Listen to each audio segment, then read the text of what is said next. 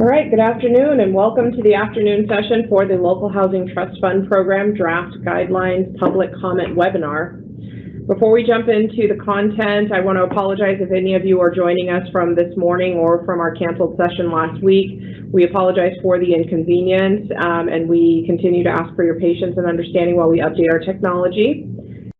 We have our member of IT here to help us through or troubleshoot any issues that may arise. So today, I, along with Maura Monahan, will be providing a program overview of the draft guidelines. We anticipate no more than an hour to present the overview of the program, at which point the remainder of our time today will be spent for questions and comments. Please note, if you chose to join Microsoft Teams anonymously, we cannot identify who you are or who you represent on our end. So if you would like to have your public comment properly recorded for consideration, please include your full name, email address, and entity you represent if you post on the live chat. For your convenience, you may also send an email to lhtf@hcd.ca.gov. Otherwise, as an anonymous joiner, we will be unable to accurately document your comments.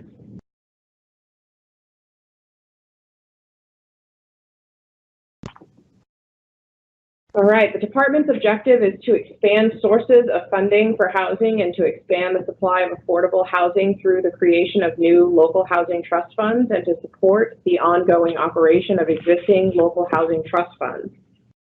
Health and Safety Code Section 50843.5 authorizes the department to provide matching grants to eligible applicants that have created and funded a local housing trust fund. The following entities shall be eligible to apply for those program funds.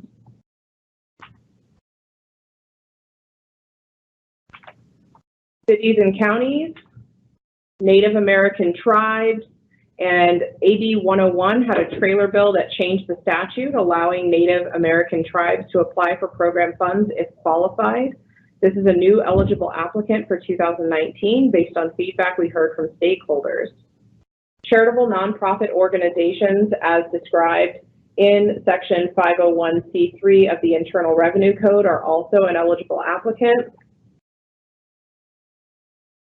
And these funds shall be awarded through the issuance of a Notice of Funding Availability, or NOFA. So let's discuss some of the characteristics of the Local Housing Trust Fund. Regardless of which type of eligible applicant, the characteristics of the Local Housing Trust Fund are the same. So they utilize a public or joint public and private fund established by legislation, ordinance, resolution, or a public-private partnership to receive specific public or public and private revenue to address local housing needs.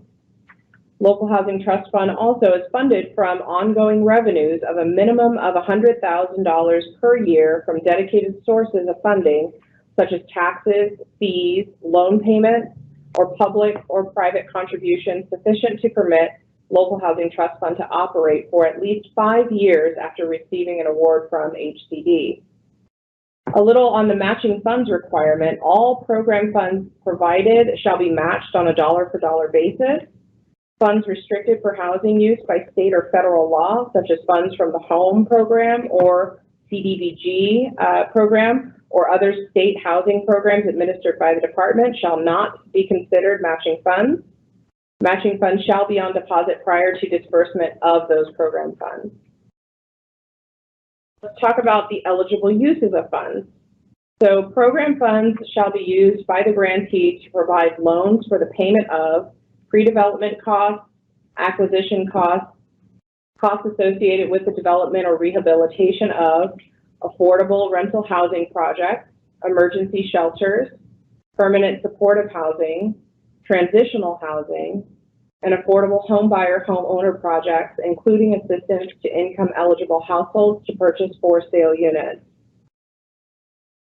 Funds may also be used for the construction, repair, reconstruction, or rehabilitation of accessory dwelling units or junior accessory dwelling units. Administrative expenses of up to 5% of program funds are allowed, and guidelines detail how the program funds are to be used. At least 30% of program funds shall be expended on eligible projects categorized as extremely low-income households at or below 30% of area median income. No more than 20% of program funds shall be expended on eligible projects categorized as moderate income households at or below 120% of area median income. And the remaining program funds shall be expended on eligible projects categorized as lower income households at or below 80% of the area median income. So we'll talk about some of the proposed changes in the Local Housing Trust Fund Program Draft Guidelines. A new local housing trust fund is now defined as a local housing trust fund that was organized, funded, and operated no more than a year prior to the Round 1 NOFA release date, or for Round 2 and beyond, no more than a year prior to the NOFA release date, or created since the last NOFA was issued, whichever is longer. 2014 regulations deemed a local housing trust fund as new if the existing trust for which the matching funds came from a new revenue source were identified or created on or after a certain date. 2019 guidelines now define a new local housing trust fund by time frame rather than revenue source. Please note, if a housing trust fund previously received an award, it is not considered new. And PLHA funds can now be a match for regional housing trust funds. A regional housing trust fund is a trust fund serving 3 or more jurisdictions in counties with total populations of less than 250,000 and serving 4 or more jurisdictions in counties with a total population of greater than 250,000. If the regional housing trust fund is awarded PLHA funds, then they will be counted as acceptable matching funds for local housing trust funds. Minimum maximum application amounts. HCD had proposed changes to the minimum maximum application amounts as there was new money to be released to the public and housing issues needed to be resolved. Changes this year allow for the department's discretion as it relates to the minimum request, dependent on the type of local housing trust fund the applicant is. For instance, if you're an existing local housing trust fund applicant, the minimum request is $1 million. 2014 regulations cap the amount at $2 million per NOFA or $1 million if previously awarded. If you are a new local housing trust fund but not a regional housing trust fund, minimum request is $500,000 and eligible applicants could apply for more than $500,000. If you are a new local housing trust fund but it is a regional housing trust fund and you are using PLHA funds, minimum request is $750,000. The maximum application request for all applicants is $5 million. This was increased from the $2 million for applicants never awarded local housing trust funds and $1 million for applicants who had previously received a local housing trust fund award. So we did increase it this year to $5 million. Accessory dwelling units are now an eligible activity. Prior to this change, local housing trust fund program funds were purposed for multifamily rental and ownership housing and emergency shelters only. See the department's definition of what constitutes an accessory dwelling unit in section 101A of the draft program guidelines. Annual ongoing revenue requirements. So applicants are now required to continue funding the local housing trust fund from identified sources and continue the trust in operation for a period of no less than 5 years from the date of the award. Otherwise, the funds awarded may have to be immediately repaid or the local housing trust fund may forfeit payment of their loans directly to HCD. And as I previously mentioned, under eligible uses of funds, admin expenses of up to 5% are now allowed. Prior to the change, admin expenses were considered an ineligible expense. And the last area of these proposed changes is the scoring criteria. So in the event that the amount of funding requested in complete and eligible applications exceeds the funds available, applications shall be evaluated and funded using a prescribed criteria as follows: non-residential matching funds, deeper income targeting, readiness to proceed, increasing the supply of affordable housing, community need, and regional housing trust funds. And Maura is going to talk more in detail about that scoring criteria as a little later in the presentation. So I'd like to turn it over to Maura now, and she'll go ahead and continue us on. Or if you have any questions, if you would like to post those now, and we can handle those questions, and then otherwise we'll continue. All right, so we had a question in regards to the new local housing trust fund must have been awarded not before April of 2019. How is an award defined? So it's not really an award that determines that. It is if it is an existing or a new local housing trust fund. So the 2014 regulations had it based off of the timeline, right? The funding source, I'm sorry, and the 2019 is based off of timing. So I'm not sure if that answers your question or not. If it's considered new, it has to be a new local housing trust fund as defined by the timing guidelines that are in the draft program guidelines. Does that help?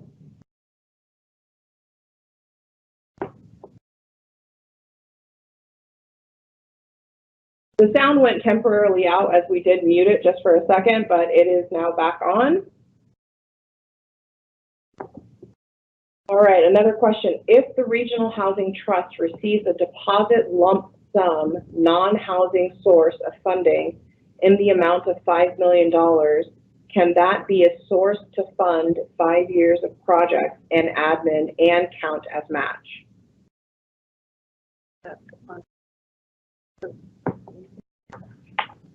So this is Maura, Maura Monahan. The $5 million that you're talking about in this question sounds like it's a one-time type contribution to the trust fund. It doesn't sound like it's a regular annual contribution to the trust fund. So it would not meet the ongoing revenue requirement, which is required to be $100,000 per year for 5 years. So the $5 million would qualify in terms of matching funds, but it wouldn't qualify in terms of the ongoing revenue.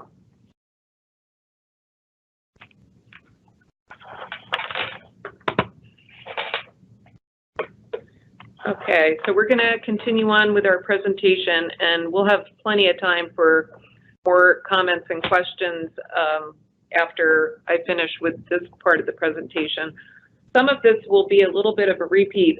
Lynn did a very good job of explaining the changes in the proposed guidelines.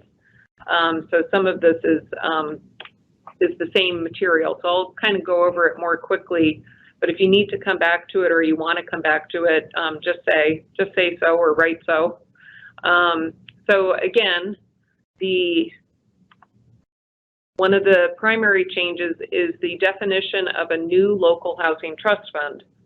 So according to the new guidelines, a local housing trust fund that was organized, funded, and operated no more than a year prior to the Round 1 NOFA release date.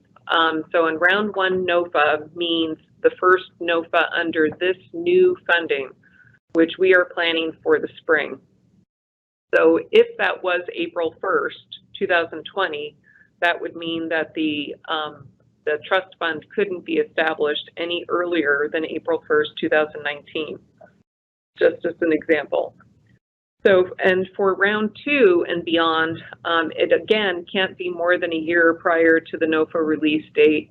But let's say we got a little off cycle with our NOFAs and there was 13 months between one NOFA and the next NOFA. Then we would allow it to be 13 months, because as long as it was not since the last NOFA was issued, then it would be okay. So, but either way, if a trust fund previously received an award, it's not new. So it wouldn't be eligible under the new housing trust fund set aside. Now this new set aside, this is not in the guidelines. This is not in the guidelines. We are just putting it out there to get comments. It can be stated in the NOFA.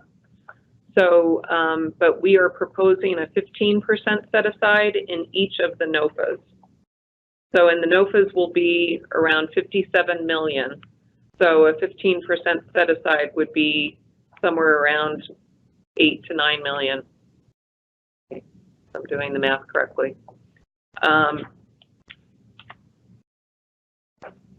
Okay, so and then the minimum and maximum application amounts for a new local housing trust fund, we kept that at $500,000 because we recognize that it's difficult to come up with more than that amount of matching funds for a new local housing trust fund. For an existing local housing trust fund, that was $1 million. We kept it at $1 million. And for a regional housing trust fund, new regional housing trust fund, we split the difference there because there are more component governments part of that. So having more matching funds is feasible. So we said 750 is a reasonable minimum amount of matching funds, and ergo minimum funding request. And for all of them, the maximum application request is $5 million.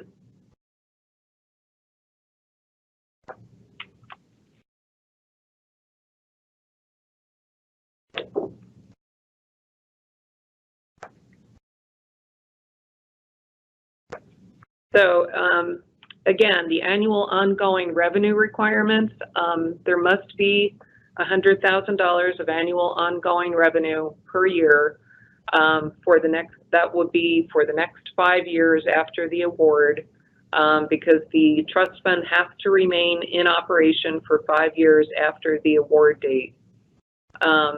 If the ongoing revenue does not last for 5 years after the award date, then the award is canceled, disencumbered, and the grant, the full grant, has to be repaid to HCD.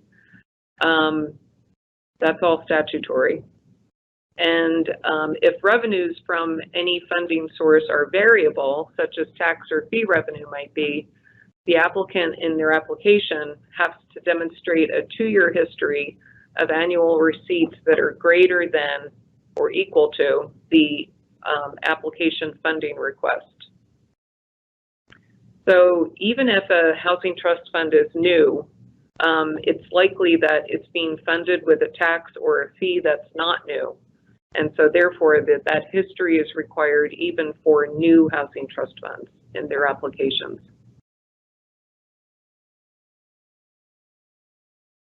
So the application scoring criteria, Lynn mentioned these also. So the first one is a statutory requirement that we have to incentivize non-residential matching funds. So to the extent that you have matching funds from some other source, not from residential local impact fees, that would be incentivized. The second one is to have deeper income targeting. So if you commit to spend less than 20% of the program funds and matching funds to serve moderate income households, meaning that you'd be serving more lower income households, that will gain extra points. Readiness, if you identify specific projects for which you have issued letters of intent to developers for pre-development or development financing, you'll get more points for that. You'll get some points for having letters of intent that are equal to the amount of the funding request, and you'll get more points if it's for an amount that's at least 2 times the amount of the funding request. The next funding criteria or scoring criteria is to increase the supply of affordable housing. This is because the basis for the bond money to begin with was to increase the supply of affordable housing. So applicants that commit to use program funds for the new construction of rental housing developments that are affordable to and restricted to households with average incomes of no more than 60% AMI, they'll receive points in this category. The next category is community need, and that will be based on 2 factors. One, the rate of lower income households that are paying more than 50% of their household income for rent or owner expenses, and the supplemental poverty rate. So if there is a regional housing trust fund composed of multi-jurisdictions, there will be an analysis of what jurisdictions will be funded out of this application, and to the extent that those jurisdictions compare to other jurisdictions that are in applications being served by other applicants. That's the way that will work. Then the last funding criteria, scoring criteria, is for regional housing trust funds only, and that is only for larger regional housing trust funds. It's pretty complicated. You can tell by all the text here. But if the Regional Housing Trust Fund includes 6 counties and they're in counties with total populations of 250,000 or less, or if they include 8 cities in counties with more than 250,000, or if they meet the minimum threshold to be counted as a Regional Housing Trust Fund is to serve 3 cities in counties with total populations of 250,000 or less, or 4 cities in counties with more than 250,000. But in that case, you would have to include more than 66% of the total population of the county or counties. So the idea here is that we want to incentivize large regional housing trust funds. Okay. All right, so program requirements. The trust fund has to provide its funds in the form of a loan. You're not permitted to make grants. The loans have to be evidenced by promissory notes secured by a deed of trust. And if funds are provided in the form of a construction loan, there has to be a development loan agreement required between the trust fund and the developer. The loan guidelines and the underwriting standards will be a required part of the application to HCD.